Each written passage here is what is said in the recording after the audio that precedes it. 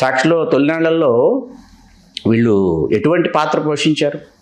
మీకు రాజశేఖర రెడ్డి గారి మరణానంతరం ఏమైందంటే దానిని ఒడిసి పట్టుకొని దానిని పాఠకులకి అనుగుణంగా తీర్చిదిద్దేటటువంటి వాళ్ళ హృదయాలు చొరగొట్టేటువంటి చర్యలు అక్కడ జరగలేదు. రాజశేఖర రెడ్డి గారి చిత్రత ఇక్కడే బయటపడుతుంది. చిరంజీవి గారికి ఏ ప్రింట్ మీడియా సపోర్ట్ ఉంది? లేదు. ఎలక్ట్రానిక్ మీడియా సపోర్టు ఏముంది అంటే మా టీవీ న్యూస్ కనిపించింది. పెట్టిన తర్వాత దాసనారాయణరావు గారు అందుకని ఈయనను ఎదుర్కోవాలంటే మనం కూడా దినపత్రిక పెట్టాలని ఉదయం దినపత్రిక నెలకొల్పి ఉదయం జిల్లాల వారీగా ఎడిషన్లు రూపకల్పన చేసింది ఉదయంలో అండి. ట్యాబ్లాయిడ్ అంటారు. ఈ ట్యాబ్లాయిడ్ ఎడిషన్స్ ఉదయంలో వచ్చాయి. నమస్తే, తెలుగు రాజ్యంకి స్వాగతం. నేను మీ సంధ్య. ప్రస్తుతం 2 తెలుగు రాష్ట్రాల్లో పత్రికా స్వేచ్ఛకు సంబంధించి రకరకాల చర్చలు జరుగుతున్నాయి.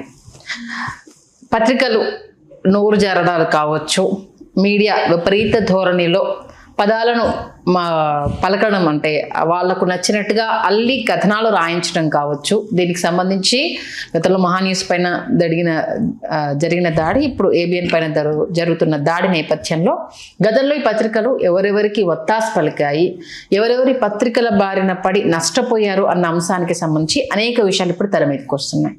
దాంట్లో వైఎస్ రాజశేఖర రెడ్డి గారు కూడా ఒకనొక టైంలో ఏంటి ఈనాడు ఆంధ్రజ్యోతి పత్రిక రాలేదా అంటూ సెటైరికల్గా వాళ్ళ ప్రస్తావన తీసుకొచ్చిన సందర్భాలు, ఇటు కూటమి వచ్చాక ఏంటి సాక్షి రాలేదా, ఎక్కడ మా సాక్షి రిపోర్టర్ అంటూ లోకేష్ గారు అడిగిన సందర్భాలు, ఇలా దెప్పిపొడుపులతో పాటు కొన్ని పార్టీల పతనాలకు, కొందరి మనుగడ విస్తరణకు పత్రికలు వెన్నుదన్నుగా నిలిచాయన్న ఉదంతాలు ఇప్పుడు తెర మీదకి వస్తున్నాయి.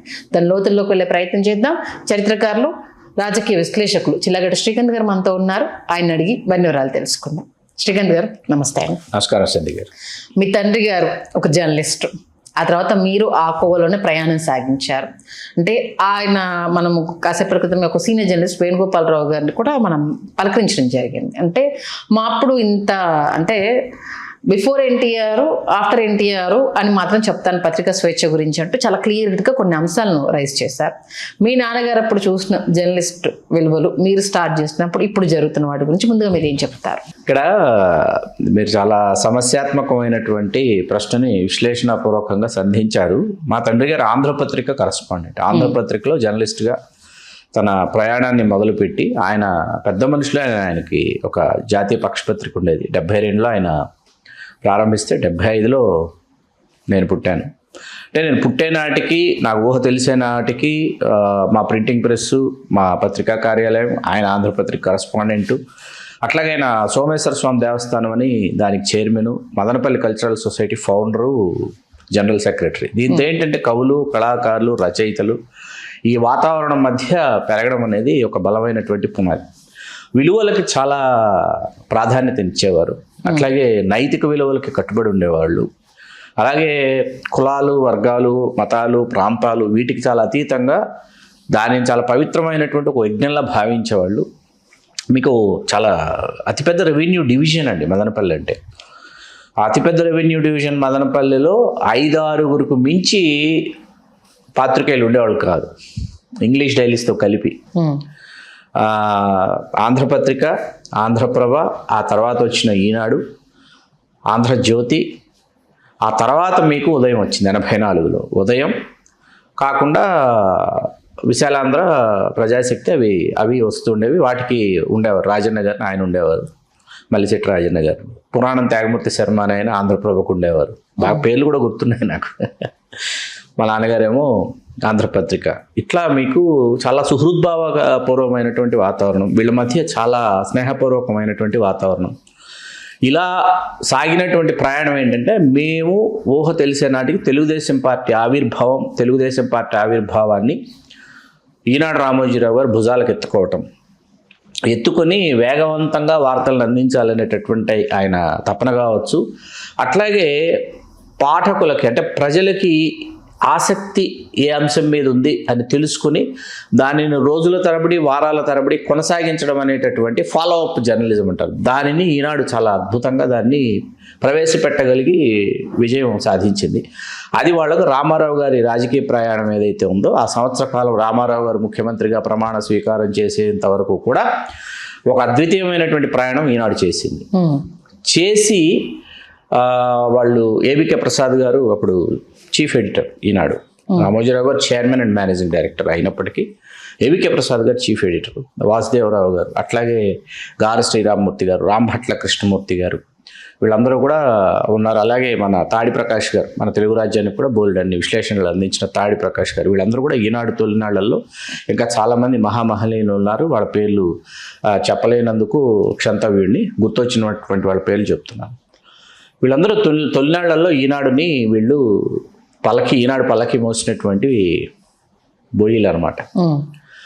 అలా మీకు ఈనాడు అనేది ఏంటంటే ఎన్టీ రామారావు గారితో కలిసి ట్రావెల్ చేయడం అనేది ఒక్కసారిగా ఏంటంటే ఈనాడు దినపత్రిక కొంటే మనకి అందరికంటే ముందుగా విషయాలు తెలుస్తాయి, వాస్తవాలు పక్కన పెడితే విషయాలు తెలుస్తాయి అనేటటువంటి ఒక మైండ్ గేమ్ రామోజీరావు గారు ఆడారు తెలుగు నేల మీద పాఠకులతో. అది మరింతగా ఆయనకి ఎక్కడ కలిసి వచ్చిందంటే 84లో ఆగస్టు సంక్షోభం, రామారావు గారు పదవీచ్యుతులై మళ్ళీ ముఖ్యమంత్రి, అసెంబ్లీని డిజాల్వ్ చేసి మళ్ళీ ఎన్నికలకు వెళ్ళటం, 85 ఎన్నికలు. ఇది మొత్తం రామోజీరావు గారికి ఏంటంటే బాగా కలిసి వచ్చినటువంటి అంశం. 84 డిసెంబర్ 29 మీకు ఉదయం దినపత్రిక పుట్టింది. ఉదయం ఆవిర్భావానికి ఎన్టీ రామారావు గారు, నాగేశ్వరరావు గారు, అప్పటి పిసిసి అధ్యక్షుడి హోదాలో డాక్టర్ వైఎస్ రాజశేఖర రెడ్డి గారు, వీళ్ళందరినీ కూడా డాక్టర్ దాసనారాయణరావు గారు ఆహ్వానించారు. ఎందుకు ఉదయం ఆవిర్భవించింది అంటే అంత క్రితం రామోజీరావు గారికి దాసనారాయణరావు గారికి మధ్య ఒక స్పష్టమైనటువంటి ఒక విభజన రేఖ అప్పటికే వచ్చింది. రావడానికి కారణం ఏంటంటే రామోజీరావు గారి మోనోపలి. ఆయన సితారా అనే సినిమా వారపత్రిక ప్రారంభించి ఈనాడుతో పాటు ప్యారలల్గా, ఈనాడు తర్వాత వచ్చింది ప్యారలల్గా, విపులా చిత్ర అని అవి వచ్చేవి మాస్ పత్రికలు.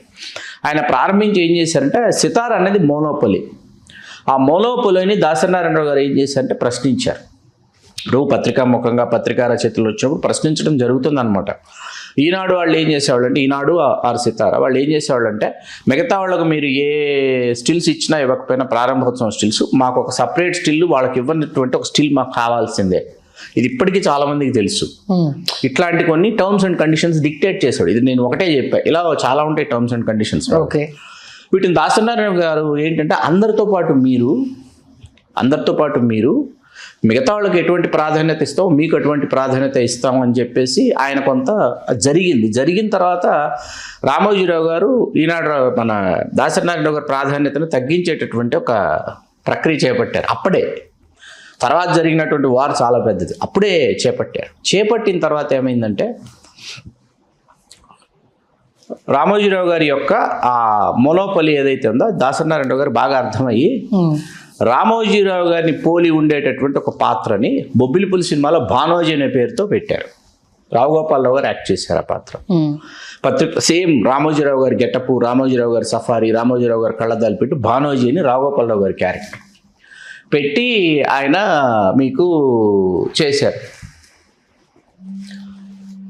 ఆయన దానిని పోర్ట్రేట్ చేశారు. ఆ క్యారెక్టర్ని పోర్ట్రేట్ చేసిన తర్వాత ఏమైందంటే అది రామోజీరావు గారిని ఇంకా ఇబ్బంది పెట్టడం, రామోజీరావు గారికి దాసనారాయణ గారికి మధ్య బాగా దూరం పెరగడం. అప్పుడే సితార్లో లేదా ఈనాడులో దర్శకత్వం, కథా స్క్రీన్ ప్లే, మాటలు, దర్శకత్వం దాసనారాయణరావు ఉంటే అది మాత్రం తీసేయటం, ఇట్లాంటివి మొదలుపెట్టారు. పెట్టిన తర్వాత దాసనారాయణరావు గారు అందుకని ఈయనని ఎదుర్కోవాలంటే మనం కూడా దినపత్రిక పెట్టాలని ఉదయం దినపత్రిక నెలకొల్పి ఉదయం జిల్లాల వారీగా ఎడిషన్లు రూపకల్పన చేసింది ఉదయంలో అండి. ట్యాబ్లాయిడ్ అంటారు. ఈ ట్యాబ్లాయిడ్ ఎడిషన్స్ ఉదయంలో వచ్చాయి. తర్వాత ఇన్వెస్టిగేటివ్ జర్నలిజం ఉదయంతో స్టార్ట్ అయింది. ఇవాళ మనం ఇందాక చెప్పుకున్న తాడి ప్రకాష్ గారు, మిగతా చాలా మంది కేఎన్వై పతంజలి గారు కావచ్చు, నడింపల్లి సీతారామరాజు గారు కావచ్చు, ఎర్రంశెట్టి గిరిజాపతి గారు కావచ్చు, భోగాది వెంకటరాయుడు గారు కావచ్చు, ఇట్లా పదుల సంఖ్యలో మనం కొంతమంది, ఏబికే ప్రసాద్ గారు ఈనాడును విడిచిపెట్టి ఉదయంలోకి వచ్చి ఉదయంలో చీఫ్ ఎడిటర్ నామిని సుబ్రహ్మణ్యం నాయుడు గారు కావచ్చు, ఇట్లా పదుల సంఖ్యలో ఔత్సాహిక రచయితలు, జర్నలిస్టులు, కవులు, కళాకారులు వీళ్ళందరూ కూడా ఉదయం కోసం కృషి చేయడం ప్రారంభించారు. దేవిప్రియ గారు, తర్వాత గజ్జెల మల్లారెడ్డి గారు, తాడి ప్రకాష్ గారు సోదరులైన అద్వితీయ చిత్రకారులు మోహన్ గారి కార్టూన్లు, తాడి మోహన్ గారి కార్టూన్లు, పొలిటికల్ కార్టూన్లు ఉదయం దినపత్రికకి అసలు ఎక్కడ లేని ఆలంబన. అసలు శ్రీధర్ గారివి వెటకారపు కార్టూన్లు అండి. శ్రీధర్ గారు చేసేది ఏంటి, రామోజీరావు గారు ఫలానా వాళ్ళ క్యారెక్టర్ని అసాసినేట్ చేయాలి కాబట్టి అట్లాంటి కార్టూన్లు వెయ్యి అని చెప్పేవాడు. అందులో కామెడీ టింజ్ ఉంటుందని మనం అనుకున్నప్పటికీ అదొక అసాసినేటెడ్ ఇదనమాట. ఆయన ఎన్టీఆర్ గారిది చూసాం కదా, ఎన్టీ రామారావు గారిది మనకందరికీ తెలిసింది. రామారావు గారి వ్యక్తిత్వాన్ని ఎంత హననం చేశారో మనకు తెలుసు ఆ కార్టూన్ల ద్వారా. మోహన్ గారు వేసినటువంటివి ఏంటంటే political cartoons, extraordinary political cartoons ఆయన వేసింది. ఈ వార్ బిట్వీన్ దాసనారాయణరావు గారు రామోజీరావు గారు ఎక్కడి దాకా వెళ్ళిపోయిందంటే, మీకు 88 కాపునాడు కావచ్చు, జూలై 10, ఆ తర్వాత రంగా గారి హత్య కావచ్చు, దీంతో తెలుగుదేశం ప్రభుత్వాన్ని గద్దె దింపేటటువంటి పాత్రని ఉదయం దినపత్రిక పోషించింది, విజయవంతంగా పోషించింది, భుజాలకు ఎత్తుకుంది. పోషించి ఆ పాత్రను దిగ్విజయవంతంగా పూర్తి చేసి, ఓ దినపత్రికలు ఇటువంటి పాత్రను పోషిస్తాయా అనేటటువంటి స్థాయిలో హోరాహోరి. ఇప్పుడు ఈనాడేంటి, తెలుగుదేశాన్ని మేము అధికారంలోకి తీసుకొచ్చాం 2 సార్లు అంటే, అదే తెలుగుదేశాన్ని మేము గద్దె దింపాం అని ఉదయం దినపత్రిక. అయితే ఆర్థిక అరాచకాలు కావచ్చు, ఉదయం దినపత్రికని కాంగ్రెస్ పార్టీ అధికారంలోకి వచ్చిన తర్వాత పట్టించుకోకపోవడం కావచ్చు, వాళ్ళు కంటి తుడుపు చర్యలాగా మేము కొంటామని చెప్పేసి వైట్ ఎలిఫెంట్ అనమాట. ఏ డైలీ రామోజీరావు గారు ఇతరత్ర వ్యాపారాలు చాలా ఉన్నాయి. అట్లాగే గవర్నమెంట్లో యాడ్ రెవెన్యూ కావచ్చు, తర్వాత చాలా తెర వెనుక చాలా అద్భుతాలు అద్వితీయాలు జరిగాయి, మనందరికీ తెలుసు.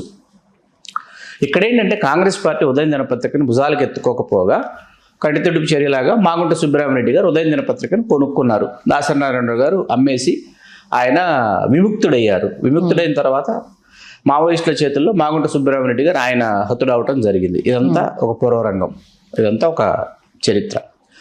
మీకు ఈ దశ దాటిన తర్వాత ఏమైందంటే 94లో తిరిగి తెలుగుదేశం పార్టీ అధికారంలోకి రావడానికి రామోజీరావు గారికి రామారావు గారికి అప్పటికే స్పష్టమైనటువంటి విభజన రేఖ వీళ్ళిద్దరికి వచ్చింది.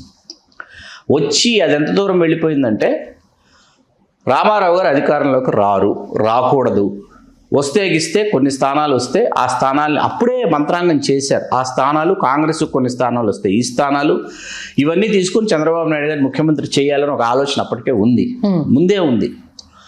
ఇదంతా లక్ష్మీపార్వతి గారు రామారావు గారి జీవితంలోకి రావడానికి ముందు జరుగుతున్నటువంటి ఒక దశ. ఈ దశలో ఒక దశలో మీకు రాజశేఖర రెడ్డి గారిని, పంతం పద్మనాభం గారిని తూర్పుగోదావరి జిల్లాలో చాలా పేరున్నటువంటి సీనియర్ నాయకులు, కాంగ్రెస్ పార్టీలో కాపు నాయకులు, ఆయన్ని చంద్రబాబు నాయుడు గారు ముగ్గురిని కలిపి ఒక రాజకీయ పార్టీ నెలకొల్పుదామని రామోజీరావు గారు అనుకున్నారు. వీళ్ళ ముగ్గురిని ముందు పెట్టి ఒక రాజకీయ పార్టీ నెలకొల్పి అధికారంలోకి రావాలి అనేటటువంటి ఒక ఆలోచన చేస్తే రాజశేఖర రెడ్డి గారు సున్నితంగా తిరస్కరించారు. రాజశేఖర రెడ్డి గారికి ఏంటంటే కాంగ్రెస్ పార్టీలో ప్రయాణం చేస్తూ కాంగ్రెస్ పార్టీ నాయకుడిగా అప్పటికి ఎమ్మెల్యే అయ్యి, రాష్ట్ర మంత్రి అయ్యి, తర్వాత ఎంపీ కూడా అయ్యి, పిసిసి అధ్యక్షుడు అయిన తర్వాత వెలుపలికి రావడం అనేది ఆత్మహత్య సదృశ్యం అని రాజశేఖర రెడ్డి గారికి తెలుసు. కాబట్టి రాజశేఖర రెడ్డి గారు సున్నితంగా తిరస్కరించారు. తిరస్కరించిన తర్వాత లక్ష్మీపార్వతి గారు రామారావు గారి జీవితంలోకి రావటం, వచ్చిన తర్వాత ఎవరూ అప్పటిదాకా ఊహించినటువంటి స్తబ్దుగా ఉన్నటువంటి తెలుగుదేశం పార్టీకి ఒక సరికొత్త జవసత్వాలు వచ్చినట్టు కార్యకర్తలు, అభిమానులు రామారావు గారి ఇంటికి పోటెత్తడం మొదలుపెట్టారు. అభినందనలు, శుభాకాంక్షలు తెలియజేయటం, ఫోటోలు. ఆ ఫోటోలు సంధ్య గారు మీకు చెప్పాలి నేను, మీరు ఉదయం 5 గంటలకు మీకు సమయం ఇచ్చారు. 5 గంటలకి ఎన్టీ రామారావు గారి ఇంటికి మీరు 5 గంటలకు రామారావు గారి ఇంటికి వెళ్ళిపోయారు. వెళ్ళిపోయిన తర్వాత రామారావు గారిని కలిసి ఆ ఉద్వేగంలో పాదాభివందనం చేసేసి ఆ పూలదండ వేసేసి మీరు రామారావు గారితో ఫోటో దిగాలి. మీకు ఆ సమయానికి జనతా స్టూడియో బాబ్జీ గారు సిద్ధంగా, ఫోటోగ్రాఫరు సిద్ధంగా కెమెరాతో ఉండేవారు. లక్డీకాపుల్లో ఆ జనతా స్టూడియో ఉండేది. జనతా కోటేశ్వరరావు గారు అంటారు, కోటేశ్వరరావు గారి కుమారుడు బాబ్జీ గారు. వారి ఇరువురు వేళ లేరు, నేను ఇద్దరిని చూశాను. బాబ్జీ గారు మీ ఫోటో తీసి రామారావు గారితో మీరు వెలుపలికి వచ్చిన తర్వాత విజిటింగ్ కార్డ్ తీసి మీరు ఏ ఊరు నుంచి వచ్చారు, ట్రైన్కి వెళ్తారా, సాయంత్రం బస్కి వెళ్తున్నారు, ఎలా వెళ్తున్నారు, లేకపోతే మీ సొంత వెహికల్ ఉందా, లక్డీకాపుల్లో మీరు ఫలానా టైంకి వస్తే మీ ఫోటోలు సిద్ధంగా ఉంటాయి అని చెప్పి మీ విజిటింగ్ కార్డ్ ఇచ్చేవారు. మీరు వెళ్ళి ఎక్కడున్న అందరూ ఆల్మోస్ట్ అప్పుడు ఏంటంటే లక్డీకాపుల్ పరిసర ప్రాంతాల్లోనే బస్ చేసేవాళ్ళు అక్కడ ఉన్నటువంటి హోటల్స్లో. ఇది చాలా మీరు ఉదయం ఫోటోగ్రాఫర్తో రామారావు గారింట్లో ఫోటోగ్రాఫర్ సిద్ధంగా ఉండి మీ ఫోటోలు తీసి పంపించేటటువంటి ఒక సంస్కృతి. ఇలా జనం పోటెత్తిన తర్వాత ఒక్కసారిగా సమీకరణాలు ఆంధ్రప్రదేశ్లో మారిపోయి కాంగ్రెస్ కూడా 3 ముఖ్యమంత్రుల్ని మార్చటం, ఒకే సామాజిక వర్గానికి చెందిన వాళ్ళని. రామారావు గారి సభలన్నీ విజయవంతం కావటం, తిరిగి అధికారంలోకి రాదు అనుకున్నటువంటి తెలుగుదేశం పార్టీ రావటం, కనీవిని ఎరుగున ఆధిక్యతతో రావటంతో ఏం చేయాలో ఒక 5-6 నెలలు అర్థం కాని పరిస్థితి అనమాట.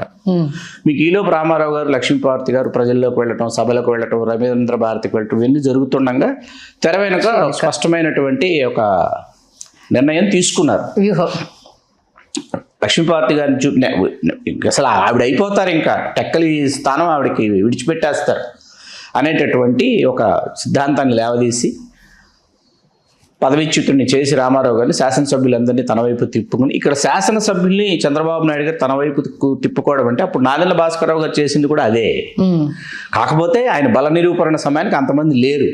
ఇక్కడ కూడా బల నిరూపణ చేసుకునే ముందు మీకేంటంటే 30 మంది ఉన్నారనుకోండి, చంద్రబాబు నాయుడు గారి దగ్గర 30 మంది వచ్చారనుకోండి, 110 మంది శాసనసభ్యులు చంద్రబాబు దగ్గరికి వెళ్ళిపోయారు ఈనాడులో రాసేవాళ్ళు. చాలా కీలక పాత్ర అంట కదా ఈనాడు పేపర్ తప్పుడు అనేటప్పటికి మిగతా వాళ్ళతో మైండ్ గేమ్ అండి. నేను వెళ్ళకపోతే, చంద్రబాబు నాయుడు గారు అక్కడ సీఎం అయిపోతే, నేను ఇప్పుడు ఆ వర్గంలో నేను లేకపోతే అనేటటువంటి ఒక మైండ్ గేమ్ ఆడారు. ఆడి మిగతా శాసనసభ్యులు కూడా అక్కడికి వెళ్ళిన డాక్టర్ దగ్గుబాటి వెంకటేశ్వరరావు గారు పెద్దలుడు, రామారావు గారి పెద్దలుడు, చంద్రబాబు నాయుడు గారు ముఖ్యమంత్రి అయిన తర్వాత ఆయన తిరిగి వచ్చారు కొంతమంది శాసనసభ్యులతో, 14 మందితో 16 మందితో తిరిగి మళ్ళీ ఇంటి రామారావు గారి దగ్గరికి వచ్చారు ఆయన. సరే, ఆగస్టు సంక్షోభం తర్వాత చంద్రబాబు నాయుడు గారు ముఖ్యమంత్రి అయ్యారు. రామారావు గారు పోరాటం చేద్దాం అనుకున్నారు. జనవరి 18, 1996 రామారావు గారు మహాభినిష్క్రమం చెందారు, అయిపోయింది. ఇక్కడి నుంచి ఏంటంటే 2004 వరకు ఒక అప్రతిహత జయభేరి చంద్రబాబు నాయుడు గారు మోగించడానికి ఈనాడు కావచ్చు, ఆంధ్రజ్యోతి కావచ్చు, ఈ 2 దినపత్రికలు ఖచ్చితంగా ఆయనకు ఒక అద్భుతంగా ఆయనకు అవి సౌదాలుగా అవి ఉపయోగపడ్డాయన్న విషయం బహిరంగ రహస్యం. 2004లో ఎప్పుడైతే డాక్టర్ వైఎస్ రాజశేఖర రెడ్డి గారు అధికారంలోకి వచ్చారో, ఇక్కడ మీరు అడగవచ్చు రాజశేఖర రెడ్డి గారిని కూడా అధికారంలోకి రాకుండా ఈ 2 దినపత్రికలు అడ్డుకోవచ్చు కదంటే, ఆయన పాదయాత్ర ఒకటి వార్త దినపత్రిక రాజశేఖర రెడ్డి గారి కోసం పనిచేసింది. దాసనారాయణరావు గారు ఒకవైపు స్టార్ క్యాంపెయినర్గా ఆయన పనిచేశారు. ఇతరత్ర సమీకరణాలన్నీ కలిసి అధికారంలోకి రావటం జరిగింది. ఇవాళకి చాలా మందికి అర్థం కాని విషయం ఏంటంటే, డాక్టర్ రాజశేఖర రెడ్డి గారి భక్తజన సమూహ సందోహ జనం ఒకటి ఆంధ్రప్రదేశ్లో ఉంది, ఇవాళకి ఉంది.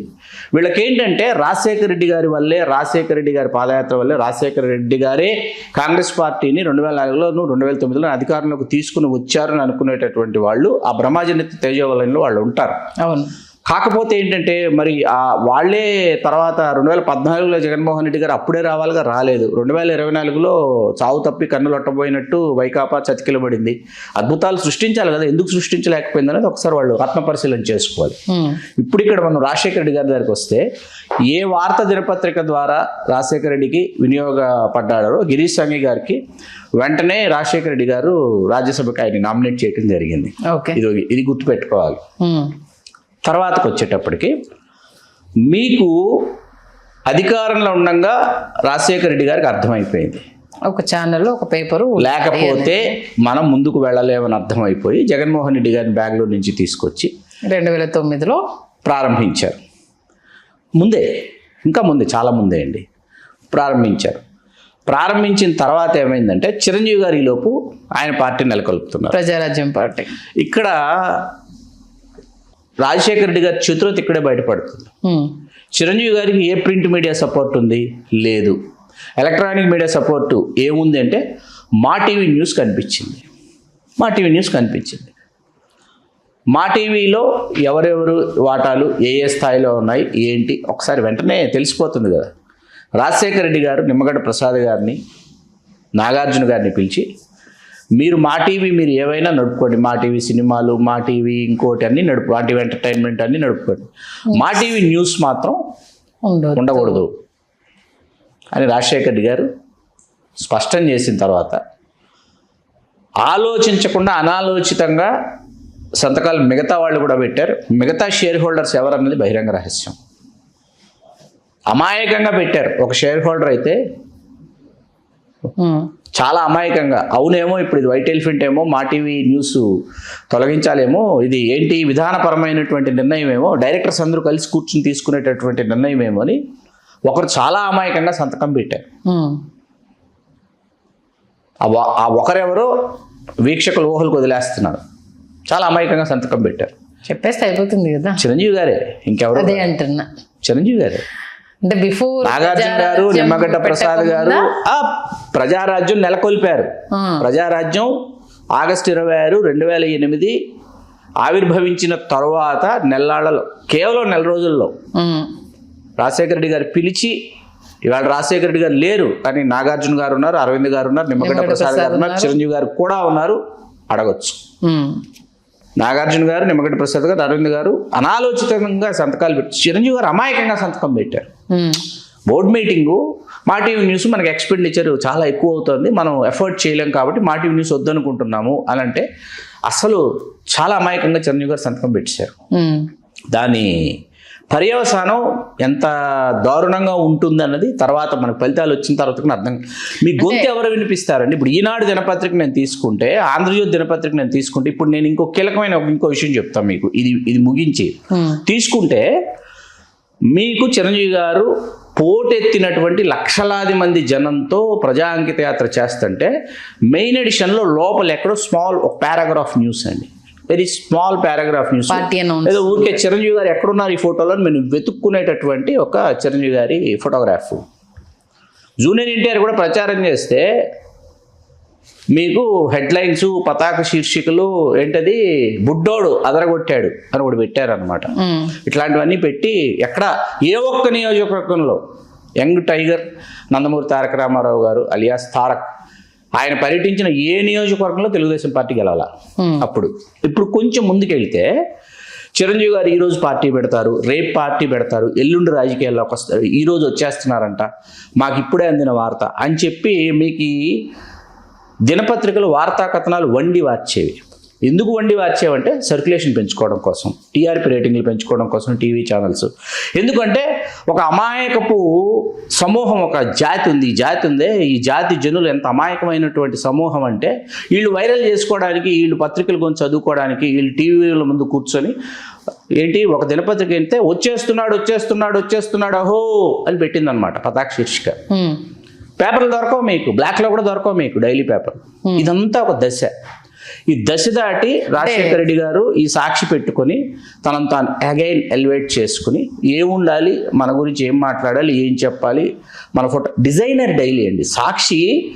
మీకు తెలుగునాట దినపత్రికలన్నీ ఆంధ్ర ప్రాంతపు వాళ్ళ ఆధిపత్యంలో నుంచి పుట్టుకొచ్చినవి. ఏ దినపత్రిక తీసుకున్నా, మీరు ఆంధ్రపత్రిక తీసుకున్నా, ఆంధ్రప్రభ తీసుకున్నా, ఆంధ్రజ్యోతి తీసుకున్నా, ఈనాడు తీసుకున్నా, ఉదయం తీసుకున్నా, విశాలాంధ్ర తీసుకున్నా, ప్రజాశక్తి తీసుకున్నా, ఏవి తీసుకున్నా రకరకాల భావజాలాలతో వాళ్ళ యొక్క అనేక సమీకరణలతో ఇవి పుట్టుకొచ్చిన ఒక సాక్షి మాత్రమే రాయలసీమ ప్రాంతం నుంచి తీసుకొచ్చినటువంటి వేటకొడవలు అనమాట. ఈ వేటకొడవలు రావడమే ఒక డిజైనర్ డైలీ తీసుకురావడం అనేది రామోజీరావు గారి కళ. ఆయన వల్ల సాధ్యం కాలే, జగన్మోహన్ రెడ్డి గారి వల్ల సాధ్యమైంది.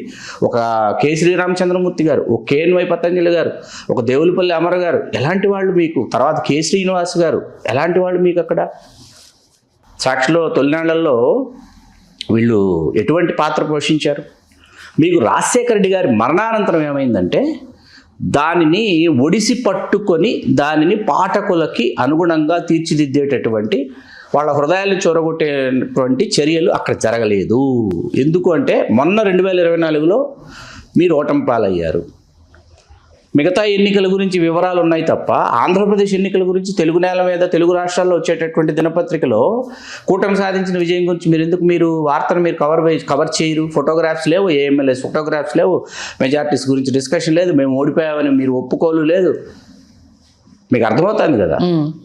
కాబట్టి ఏంటంటే ఇవాళ మీరు లేవనెత్తినటువంటి ఆ రెండు పత్రికలని ముఖ్యమంత్రిగా ఉన్నప్పుడు డాక్టర్ వైఎస్ రాజశేఖర రెడ్డి గారు వాపోయేవారు, చిరంజీవి గారు వాపోయేవారు. అదే ప్రజారాజ్యం టైంలో పత్రికలే ఒక ఇంత ప్రజారాజ్యం పునాదుల్ని కన్ఫ్యూజ్ చేశాయి. ఖచ్చితంగా వాళ్ళ పాలవడానికి కీ రోల్ అంటే చిరంజీవి గారే స్వయంగా ప్రెస్ మీట్ పెట్టి ఎందుకు మా వాళ్ళని ఇంత కన్ఫ్యూజ్ చేస్తున్నారు అంటే రాని ఆ సమయంలో సంజయ్ గారు, ఆ సమయంలో ఏంటంటే నేను చాలా తీవ్రంగా ఖండించా. వాళ్ళ మీద మీరు మాపై ఎందుకు మీకు ఈ కక్షాన్ని మీరు ప్రశ్నించడం ఏంటి? మనకు సామర్థ్యం ఉంటే, మనలో శక్తియుక్తులు ఉంటే, మనలో కమిట్మెంట్ ఉంటే మనం ప్రింట్ మీడియా, మనం ఎలక్ట్రానిక్ మీడియా అయి చూపిద్దాం. మన గొంతుకు మనమే వినిపిద్దాం, మన రాత మనమే రాసుకుందాం, మన కొత్త రాత మనమే లిఖించుకుందాం. వాళ్ళని మనం దేవరించడం ఏంటి? మీకు అర్థమైంది కదా. 2009లో రాజశేఖర రెడ్డి గారు అధికారంలోకి వచ్చినా, 2019లో జగన్మోహన్ రెడ్డి గారు అధికారంలోకి వచ్చినా వాళ్ళ రాత వాళ్ళు రాసుకొని వాళ్ళ గొంతు వాళ్ళు వినిపించుకున్నారు కాబట్టి వాళ్ళకి అర్థమైంది వీళ్ళు ఉండగా సాధ్యపడుతుంది, వాళ్ళకి అర్థమైంది. ఇవాళ ఇది రకరకాల ఎన్ని రూపాలు కాదు ఎన్ని వికృత రూపాలు దాల్చాలో అన్ని వికృత రూపాలు దాల్చేసింది సోషల్ మీడియాలో. సామాజిక పరంగా, ప్రాంతాల పరంగా, వర్గాల పరంగా మనం ఏ విధంగా మనం విభజించబడ్డామో ఇవాళ మనం సోషల్ మీడియాలకు ఒకసారి వెళ్తే మనకు అర్థమైపోతుంది. ఓకే, మనం ఏదైనా ఇప్పుడు మనం మాట్లాడుతున్నామండి, ఇందులో జగన్మోహన్ రెడ్డి గారి గురించి మనం ఏదైనా పాజిటివ్ మాట్లాడామనుకోండి, యు ఆర్ ఫ్రమ్ వైసీపీ, మీరు వైసీపీకి అనుగుణంగా మాట్లాడుతున్నారు. లేదు మనం లోకేష్ గారి గురించి మాట్లాడామనుకోండి పాజిటివ్గా, లోకేష్ గారు గ్రూమింగ్ గురించి ఆ మధ్య మనం మాట్లాడాం, లోకేష్ గారు గ్రూమింగ్ పొలిటికల్గా ఎట్లా గ్రూమ్ అయ్యారని మాట్లాడితే ఇమీడియట్గా మీరు తెలుగుదేశం వాళ్ళ, పవన్ కళ్యాణ్ గారి గురించి మాట్లాడితే జనసేన వాళ్ళ. ఇక్కడ మనం అందరి గురించి మాట్లాడుతున్నాము, అందరి గురించి చర్చిస్తున్నాము, అందరి గురించి విశ్లేషణ చేస్తున్నాం అని చెప్పినా కూడా ఏంటంటే మనల్ని ఒక వర్గంగానో, కులంగానో, మతంగానో, ప్రాంతంగానో, పార్టీగానో చూడాలనుకునేటటువంటి మైండ్ సెట్లోకి పాఠకులు, వీక్షకులు, జనాలు తయారైపోయారు. వాస్తవం ఇది. అది ఓకే, ఇప్పుడంటే మరి పత్రిక పైన దాడి అయితే ఖచ్చితంగా ఖండించాల్సిందే. బట్ ఆ రాతలకు సంబంధించి ఏంటి మరి? ఏ రాతలకు సంబంధించి భార్యల్ని చెల్లెళ్ళుగా చేసి ఇంకొకరికి కట్టబెడతారు అనేది అది సమర్థనీయం అయితే కాదు. కాకపోతే ఈ విషయానికి సంబంధించి ఇప్పుడు ఆంధ్రజ్యోతి ఎలా సమర్థించుకుంటుందంటే, అమరావతిని వేసల రాజధాని అన్నప్పుడు క్షమాపణలు చెప్పారా, భువనేశ్వర్ గారి గురించి మాట్లాడినప్పుడు క్షమాపణలు మీ అధినేత వచ్చి చెప్పాడా అంటూ ఎదురుదాడి కూడా జరుగుతోంది. దానికి సంబంధించి ఇప్పుడు హోంమంత్రి అనిత గారు అసలు చాలా అద్భుతమైన విషయాల్ని ఆయన తెలుగు నేలకు అందించారు, ఎన్నో కుట్రల్ని ఆయన తేడతెల్లని చేశారు.